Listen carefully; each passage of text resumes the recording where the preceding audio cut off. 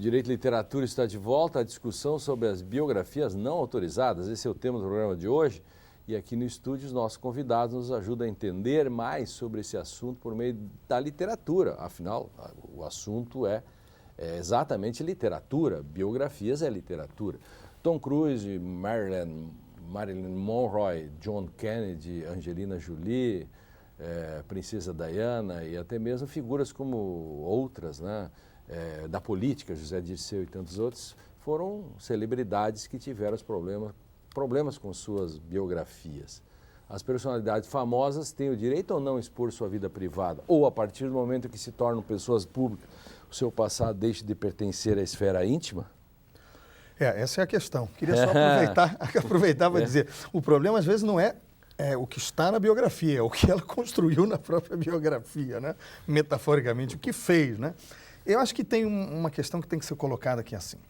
Eu estou de acordo que quando a pessoa faz a escolha de que ela quer ter uma atividade pública ou quer ser uma personalidade, ela abre mão de parte da sua privacidade ou da sua intimidade da vida privada no sentido dos fatos que possam ser reveladoras da sua vida. Eu acho que isso é uma condição. Eu acho que é um pouco o risco do negócio. Não há como escapar isso. O risco do negócio. É um risco do negócio. Você quer ser uma personalidade e viver disso. Você não pode ser contraditório e depois não querer viver, não querer somente o que lhe faz mal em decorrência desse fato. Mas realmente eu tenho que trazer um outro contraponto. Em diversas circunstâncias, e não vamos falar da questão econômica, acho que a gente pode até falar da questão econômica seguidamente, que também dá um pouco de vergonha falar nisso no Brasil. Às vezes as pessoas têm receio por parecer algo que não deva ser discutido, mas eu acho que tem um outro aspecto. Eu imagino, por exemplo, um ator que faça papel de galã e é homossexual. E se ele não quer revelar a homossexualidade dele em decorrência da atividade dele, que não tem nada a ver com o aspecto da escolha dele, da escolha efetiva. E não sei até que ponto isto é um fundamento absoluto que possa ser, digamos, atropelado por alguém que venha contar a história desse caso, desse ator. Que direito tem a pessoa de contar isto que ele sempre escondeu? Claro, porque isso se reflete não só numa escolha dele, que pode ser admitido ou não, mas será que ele não pode mentir sobre a própria vida? O biógrafo pode mentir sobre a própria vida. E aí, Sérgio? Entende a questão?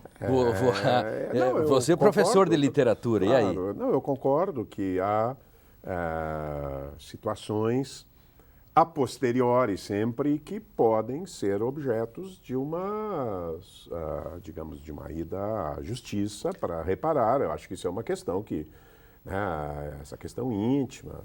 Ou é risco do negócio a escolha sexual dele, porque ele é ator. Mas aí é complicado, né? Mas eu acho que independente, a questão que me parece é a seguinte, publique-se. Né, para não estabelecer critérios que vão... O Sérgio está dizendo, então, que ele, por princípio, mais ou menos como Criton, quando vai lá no Sócrates, diz, você vai fugir, nós vamos lhe ajudar, e o Sócrates, não, eu vou ficar. O Sérgio, por uma questão de princípio, é contra a Bovo tem que publicar, depois ver. Depois, é isso. Naturalmente, o sujeito vai ter que pagar ou não pelo que afirmou, né? Acho que essa é a questão, porque você começa com... A censura começa sempre assim, depois já outro diz, não pode ser assim, daqui a pouco, não, aquele livro que eu... Começa com uma coceira. Começa e não... E eu acho que livro, na verdade, você combate com ideias. Eu não sou contra, por exemplo, que se publiquem livros como... Porque, historicamente, como a minha luta do Hitler. Claro. Acho que você tem que conhecer e você enfrenta o livro. Tanto é que está liberado, né? Tanto é que está liberado. Houve um problema aí. Mas, o Gonzaga, o que você acha disso que o Victor e o Sérgio estão falando? Eu acredito também na mesma linha, Lênin. A Constituição é o espaço da liberdade. Isso. Então, principiologicamente, tem que se trabalhar, acredito, na perspectiva de que nesse conflito entre liberdade de expressão e eventuais ofensas a direitos personalistas, especialmente imagem e honra de pessoas retratadas, eu acredito, eu trabalho na mesma perspectiva. O interessante em todos esses casos é aquilo que se comentava no bloco anterior, inclusive com relação à menção à minha tese, na discussão que se faz no âmbito dos direitos autorais. Tenta-se trazer uma discussão entre um público e o privado, né? O Roberto Carlos, segundo consta, ele teria ficado chateado pelos detalhes do episódio onde ele perdeu a perna, e tal, que ele ainda evidentemente, humanamente, sente muito chateado com isso.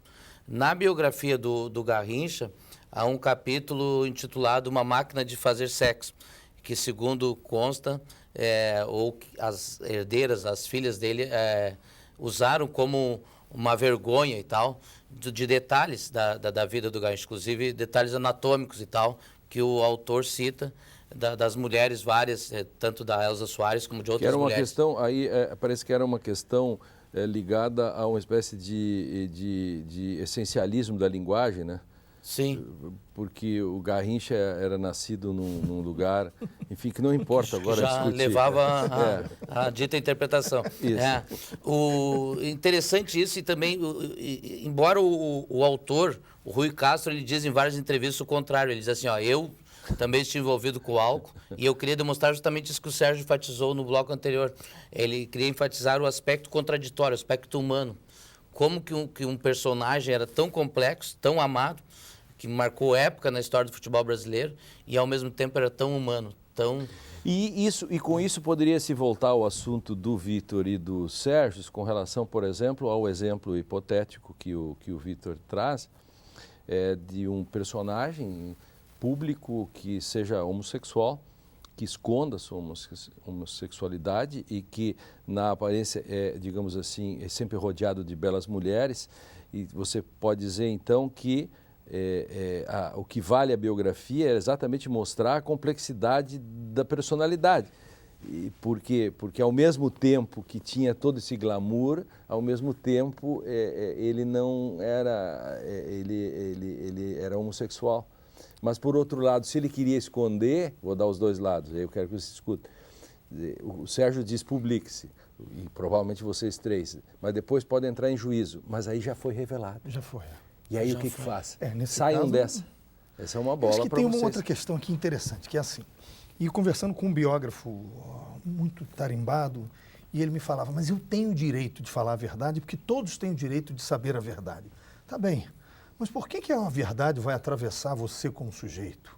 Por que a verdade vai se colocar para você? Por que você tem tanta certeza se a verdade está em você, se você ao mesmo tempo diz para mim que uma biografia é uma versão de fatos? Então a sua é somente uma versão. Acho que aqui tem uma questão cultural, que aí nesse aspecto a gente pode defender pesadamente a liberdade de expressão nesse gênero, que é o seguinte: quanto mais culturalmente se compreenda que pode haver incontáveis biografias sobre incontáveis pessoas, talvez a sociedade perceba que de fato são versões. Sim. Então, numa versão tal, o sujeito é homossexual, na outra ele não é, numa ele é corrupto, na outra ele não é, etc, etc, etc. Então, acho que nesse aspecto, você pensando coletivamente, como um interesse público, como interesse desse tipo de cultura, aí sim eu acho que a gente pode caminhar para isso. Nisso eu acho que a liberdade de expressão está muito à frente dos direitos da personalidade nesse foco, né? Porque tanto que há dois livros sobre o mensalão, né? Tanto que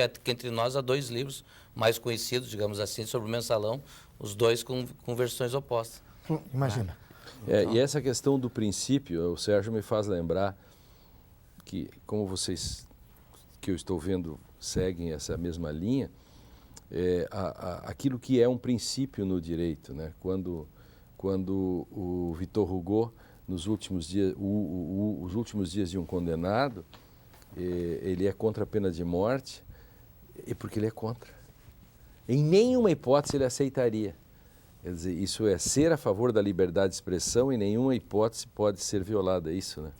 Isso, mas com a ressalva de que o autor vai ter depois. Mas aí não precisa nem ressalvar, claro, porque a própria legislação sempre dá direito a qualquer ofensa. Mas aí eu vou cair no vício nosso de não acreditar no Poder Judiciário. Aí a gente vai sair da nossa questão e vai entrar em outra, aí já não dá mais, porque essa discussão tem que ser uma discussão filosófica e principiológica anterior. Não dá para acreditar no Judiciário para ele dizer o quanto, até onde onde houve a ofensa desse ou daquele biografado. Se é um juiz machista, diz, não, esse livro da Estrela Solitária não está falando nada mal, imagina, está dizendo que ele tinha múltiplos talentos sexuais, ou que, enfim.